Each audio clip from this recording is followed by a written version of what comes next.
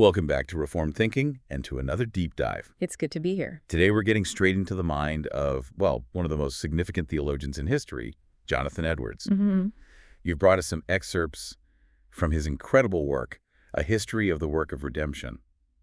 And this isn't just, a dense theological text. No, not at all. It's really his blueprint for understanding all of history. Right. And our mission today is pretty specific. We're going to analyze the very first period he lays out, from the fall of man to the Great Flood. The very beginning. Exactly. And we want to see how the plan of salvation, which I think a lot of people assume started much later, with Abraham or Moses. Or even in the New Testament. Or even in the New Testament, right. How that plan actually jumped into high gear the very moment Adam sinned. It's an immediate, very detailed look at how grace began. And that perspective is absolutely central to how Edwards thinks. His whole approach is built on this one idea. History has a single organizing principle. Jesus Christ. Jesus Christ. So when he looks at that huge span of time before the incarnation, all those centuries before Christ physically walked the earth, he sees all of it as purely preparatory. So everything, you're talking about the establishment of the Mosaic Law, the building of the temple, even huge events like the deliverance from Egypt. He's saying all of that is secondary. He sees them as secondary actions, yeah. Edwards describes them as, and this is his phrase, the turning of the wheels of providence. Every single major historical shift, every big event was being orchestrated by God to set the perfect conditions for Christ's arrival. The entire Old Testament era was, in a sense, just the scaffolding for the real building that was yet to come. So that means if we follow that logic, yeah, the actual deliverances and revelations that God gave the church back then weren't salvation itself. No. They were a foreshadowing. They were only images and forerunners. Okay, unpack that a little. Well, when God saved Israel from the Egyptians at the Red Sea, that wasn't the ultimate salvation. It was a picture of it. When he revealed the law to Moses, that wasn't the substance. It was a signpost. A signpost, exactly. Salvation by anticipation. The Old Testament saints who were saved, Edward says they were the earnests of the future harvest.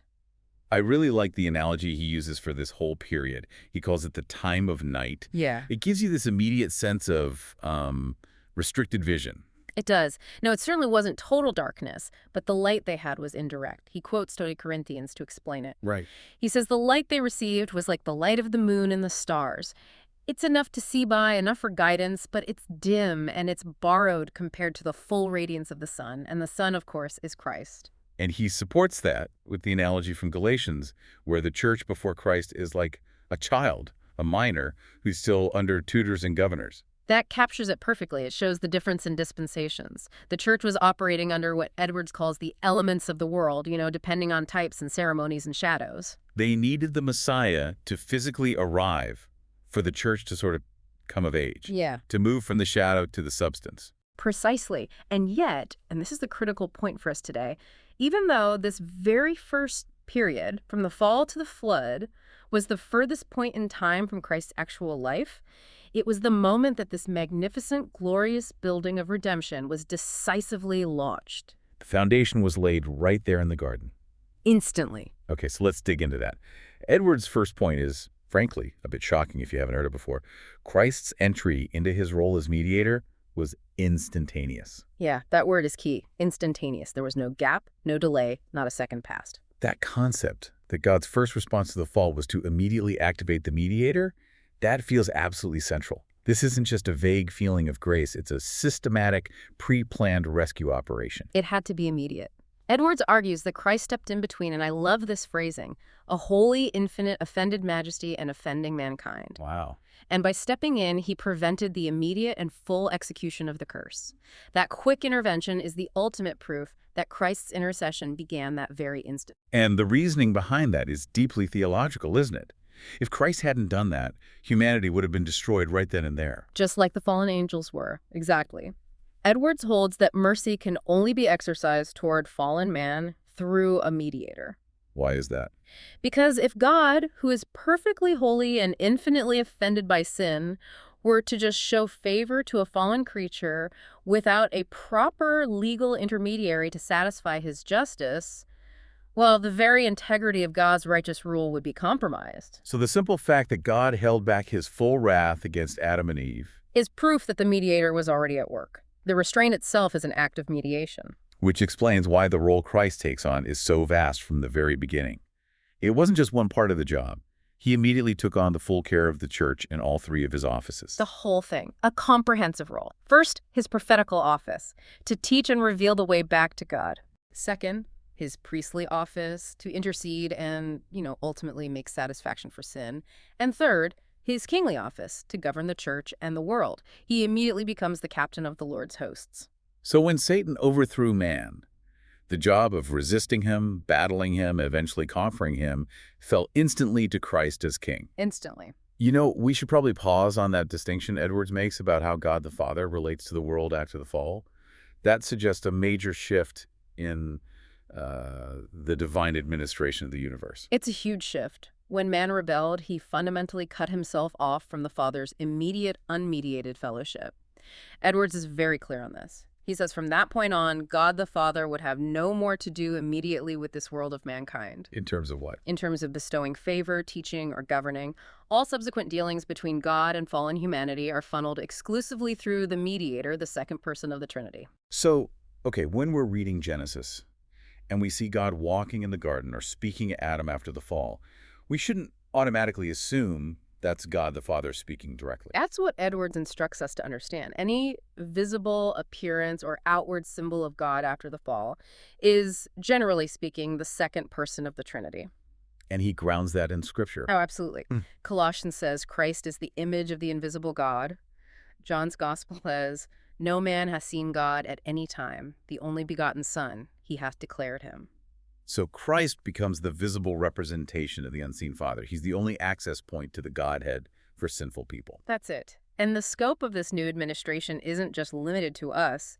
Edwards says it extends to the entire cosmos. Including the angels. Including the angels. The scope is staggering. Not only was the lower world, humanity's world, devolved upon the Son, but the whole universe was now placed under his mediatorial rule. So even the angels, these perfectly holy, powerful spirits, were immediately made subject to Christ in this new role. Yes. They now function as ministering spirits in the affairs of the church. And that very action proves their subservience to Christ the mediator. That just completely rewrites the drama of those early chapters of history. Right. To know that every time an angel appeared or acted, they were reporting to and carrying out the will of the Son of God. They had to be informed of the plan immediately. It makes sense. We can reason that as soon as the fall happened, the angels in heaven were told that God had a plan of redemption for man, that Christ had taken on this office, and that their new job was to serve him in it. This was, as Edwards calls it, the first dawning of this light in heaven itself. It was a celestial revelation of a new management structure for the universe. That context really makes the contrast between the fall and the ascension so vivid. The fall brought this dawning of light to the angels. But when Christ ascended after his resurrection, it was the full day, the full sunrise. Right. The revelation at the fall was just a glimmer, just setting the stage. But when Christ finally ascended and was formally enthroned at the right hand of the Father, then the light became complete. Edwards uses that image from Revelation, where Christ, the Lamb, is the light of the New Jerusalem. He is the sun in heaven. But the whole operation, the entire divine administration, it all launched the moment that first sin was committed in the garden. The blueprint was activated. Okay, so Christ is now the functioning mediator in heaven, directing the angels. The next logical step is his first action on earth. And Edwards identifies this as the first gospel revelation delivered in Genesis 3:15. That's right. We're talking about the promise. I will put enmity between thee and the woman, and between thy seed and her seed. It shall bruise thy head, and thou shalt bruise his heel. It's the covenant of grace, basically, reduced to a single, pretty cryptic statement. It is. And to really get the weight of that statement, Edwards makes us appreciate the darkness that came right before it. Before the fall, man had the full light of God's favor. Total light. But the moment they sinned, all that light was just quenched. The world was plunged into a total spiritual darkness. And Edwards, he doesn't hold back. He calls it a darkness 1,000 times more remediless than the initial darkness over the deep in Genesis 1. It was a darkness that came from guilt and terror. Adam and Eve were hiding. They were paralyzed by shame, trying to cover their spiritual nakedness with, these flimsy fig leaves. They were in complete despair. And no human wisdom, no angelic power could have come up with a way to scatter that darkness. There was not a single glimpse of hope or comfort anywhere. Until this promise arrived. Until this promise. And Edwards notes that this revelation, even though it was brief and pretty obscure, was incredibly comprehensive. It contained the entire plan of redemption just in seed form. I think the most striking detail about this promise is how it was delivered. It wasn't spoken directly to Adam or Eve. No, it was contained inside the judgment that was pronounced on the serpent. And that placement is critical to Edwards' interpretation. Absolutely. He sees it as an act of profound tenderness on God's part. Think about it. God gave them this hint of hope before pronouncing their own specific condemnation. Before the curse of the ground, the pain of childbirth. Before any of that. And you have to ask, why the strategic timing? Well, without that little bit of encouragement, the sheer terror and weight of their own sentence might have just crushed them completely. It could have driven them to irreversible despair, maybe even suicide. God provided the, quote, first glimmerings of the light in the east, just as the darkest part of their night was falling. He made sure hope survived the judgment. It also ensures that the very first promise of redemption directly addresses the enemy. Satan had just pulled off his greatest victory, overthrowing the entire human race. The irony is just delicious, isn't it? In the very moment of his triumph, God gives Satan this plain, chilling heads up that his victory would be reversed. And that a decisive, complete triumph would be won over him by this future seed of the woman. It immediately clarifies the main objective of redemption: to subjugate God's enemies under the authority of Christ. The bruising of the serpent's head, that signifies Christ's victory over the devil's entire domain. And if we link this back to Christ's different roles, Edwards says this promise was the very first thing Christ did in his prophetical office after the fall. Yes, this is what kicked off the entire prophetic stream. From this moment, Genesis 3.15, all the way until the incarnation, Christ is continually foretelling, promising, and bit by bit clarifying the plan of redemption. This first prediction was the first cornerstone of revelation laid down by the mediator. So it gives us this insight into how redemption starts, not with a physical action, but with a word. A word, a promise of a future victory, just enough to hold despair at bay. It's the foundation of faith itself, really. It is. It demands belief in a future you can't see. That single sentence gave humanity something to cling to, something that directed their hope forward, away from their current failure, and toward the promised victorious seed. Okay, so we have the promise, which is prophecy. Edwards then moves to the next essential step: the appointment of sacrificing as a standing type. A visual aid, almost. Right. And this custom, which is so central to the Old Testament, wasn't a late addition with Moses. It was instituted by God almost immediately after the fall. So how does he build that case? Yeah. How do we know it wasn't just a later development? The main evidence is Abel. Genesis 4 tells us Abel brought an acceptable sacrifice, the firstlings of his flock. And then the book of Hebrews tells us Abel offered his sacrifice by faith. And faith requires a divine warrant. You've got it. You cannot have faith in something God has not revealed or commanded. So the idea of sacrificing an animal to appease God couldn't have just been something Abel thought up on his own.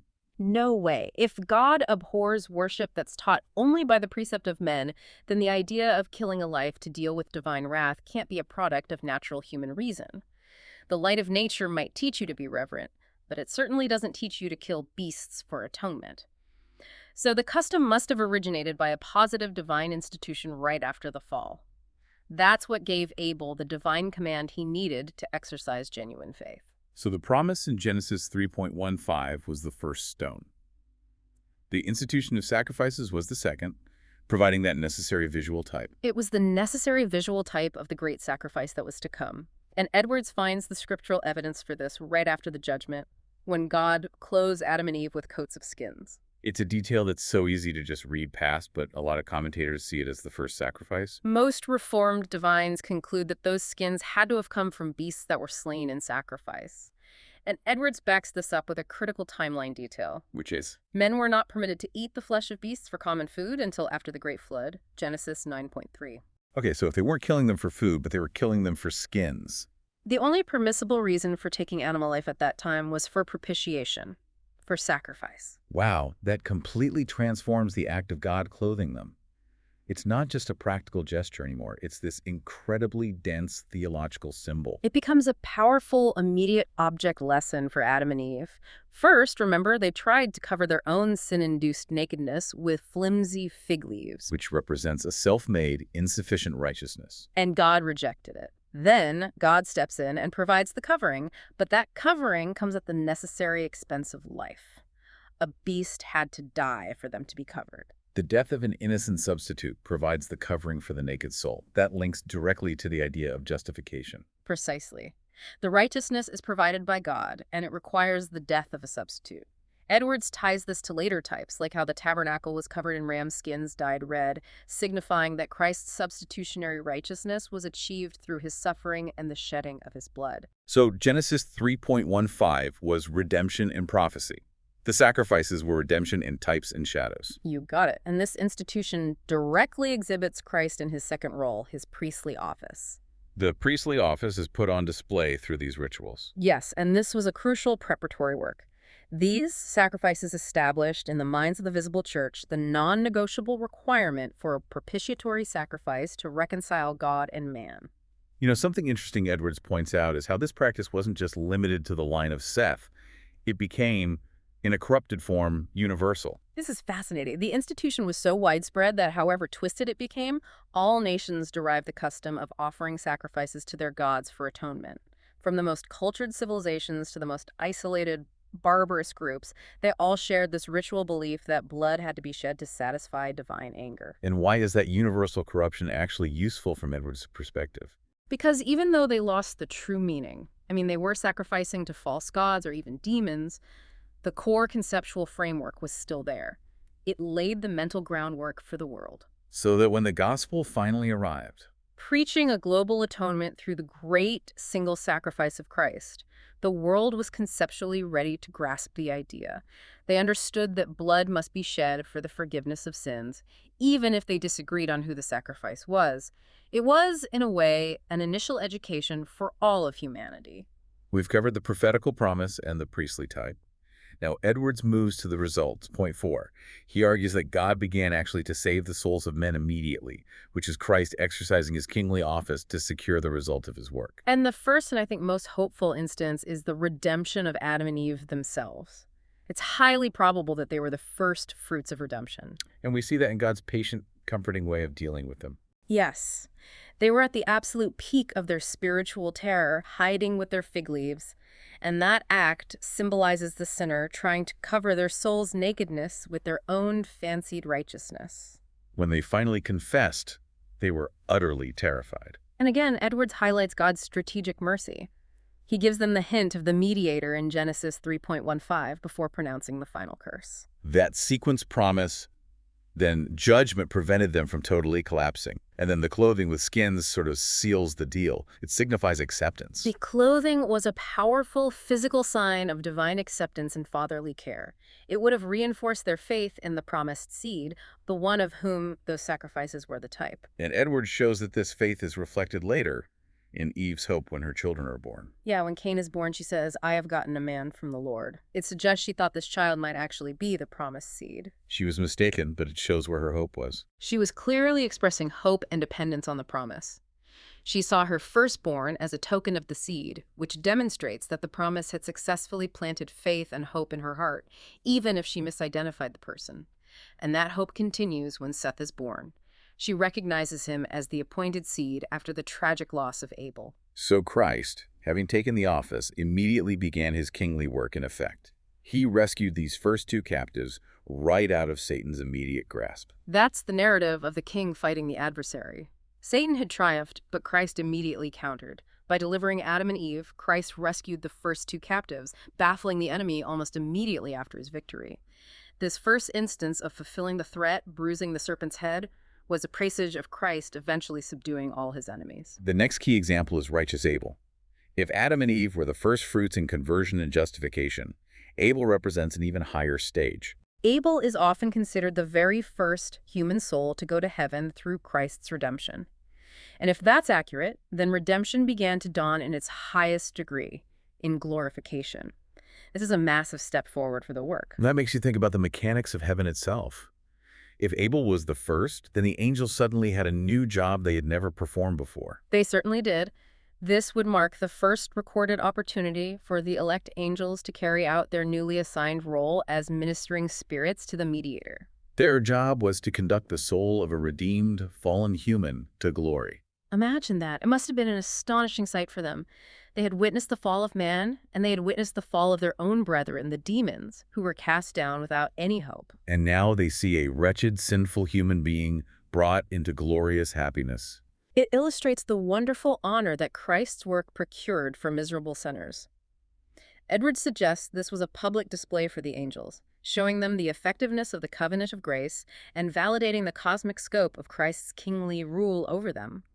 Abel's death and his subsequent glorification was the first full-scale operation of the redemption plan, from sin all the way to glory.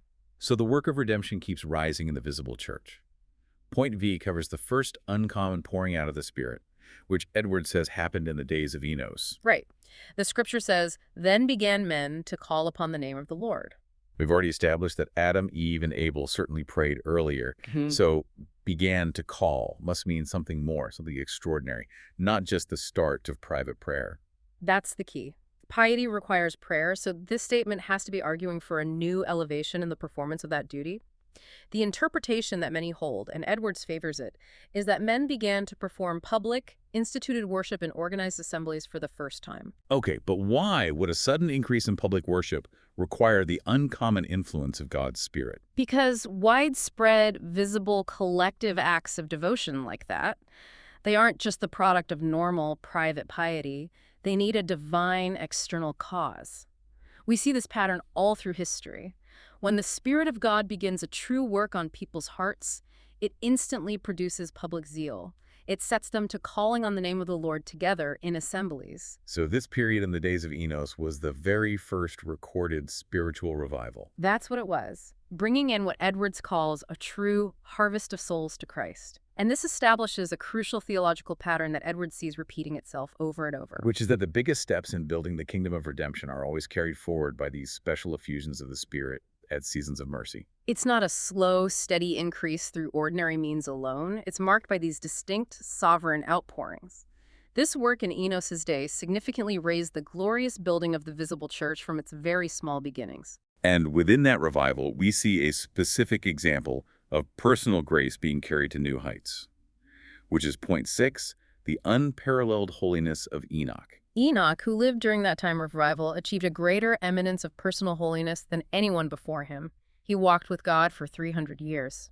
This serves as a critical marker of the progress of redemption. Thus so. It demonstrated the increasing efficacy of Christ's grace in transforming a soul to a level of piety that hadn't been seen before. The kingly office was building up individuals to higher standards of sanctity.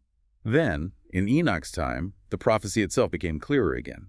Point 7 addresses the more express revelation of Christ's coming. Yes, the book of Jude records Enoch's prophecy. "Behold, the Lord cometh with 10,000 of his saints to execute judgment upon all." Edwards argues this prophecy is monumental because it looks so far beyond its immediate context. It seems to blend the immediate judgment of the flood with the final judgment at the end of time. It does both.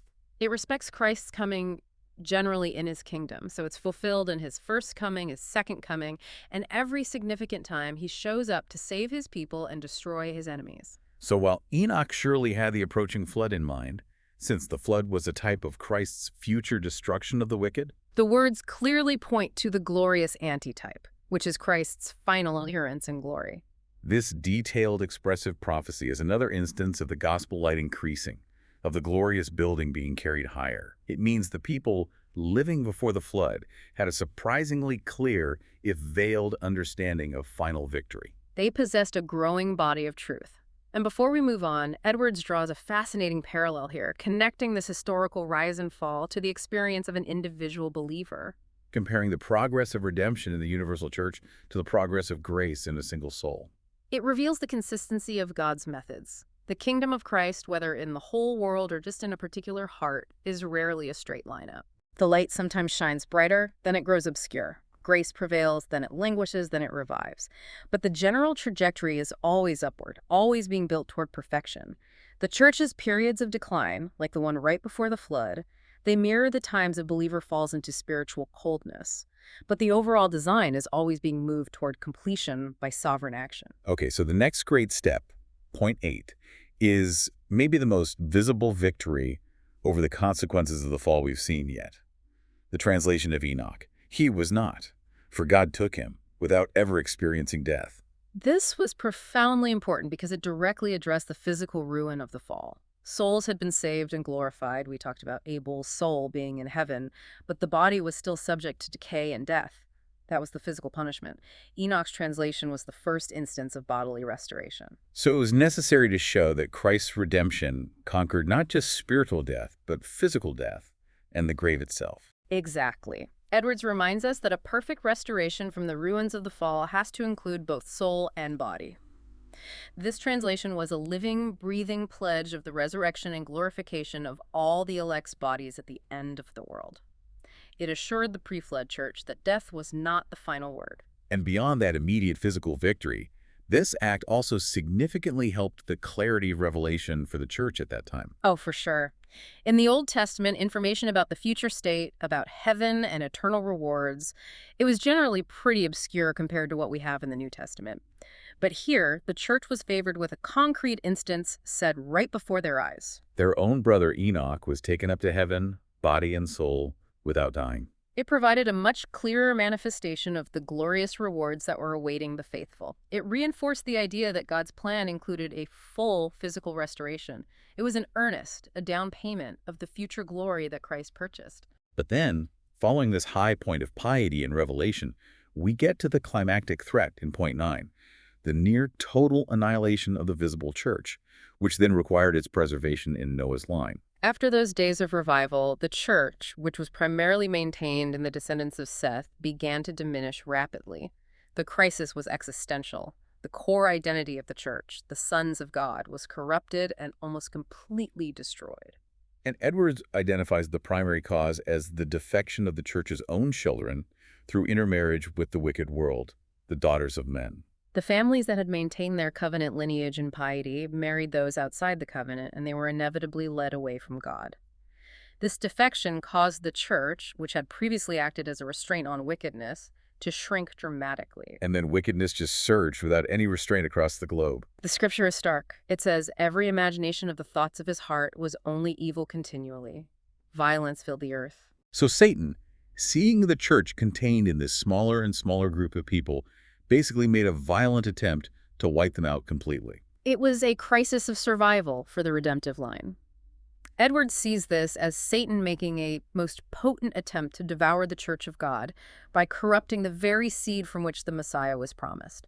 If he had succeeded, the promise of Genesis 3.15 would have failed. And this is where God's kingly rule acts decisively and sovereignly. He acted with wonderful saving grace to uphold the church in that one single family, the line of Noah and Seth. The world was destroyed, but the covenant line was maintained.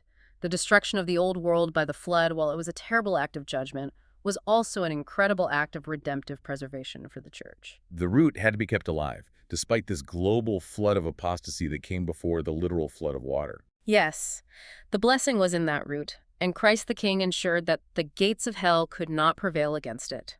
This preservation, against astronomical odds, was a vital, necessary exercise of Christ's rule to ensure that the promised branch of righteousness, the Messiah, could eventually shoot forth.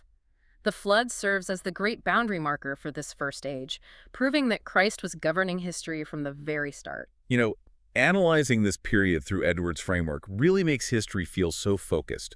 In this one single stretch of time, from Adam's fall to the waters of the flood, we see the entire mechanism of redemption launched and fully operational. It's all there. We saw Christ's immediate assumption of the mediator role in heaven, the first gospel promise delivered on earth, the institution of sacrifices as the standing type. Then the saving of Adam and Eve and the glorification of Abel. Right. The first great outpouring of the Spirit, the increasing clarity of prophecy through Enoch, and the first instance of bodily glorification through his translation, it's all there in just a few chapters of Genesis. It's truly remarkable how Edwards shows that such a short section of Mosaic history is so exceedingly comprehensive and instructive about the plan of God. I think the concluding observation we gain from his analysis is about the efficacy of Christ's purchase. We see conversion, justification, glorification, and sovereign preservation having such sweeping effects so many ages before Christ ever lived and died in the flesh. Right. The entire operating plan of redemption was launched and maintained by Christ the Mediator from the very moment humanity fell. And that leaves us with a final thought for you, the listener, to carry away with you. When the angels fell, God destroyed them immediately, without restraint, without providing a mediator. But when mankind fell, God's response was immediate restraint and the swift provision of the second person of the Trinity as mediator. The completely different response. A completely different response. So what does this dramatic, immediate distinction tell you about the unique design and the special character of Christ's mediation for the human race? It's a good question to consider as you reflect on these sources. Thank you for joining us for this deep dive. We'll see you next time.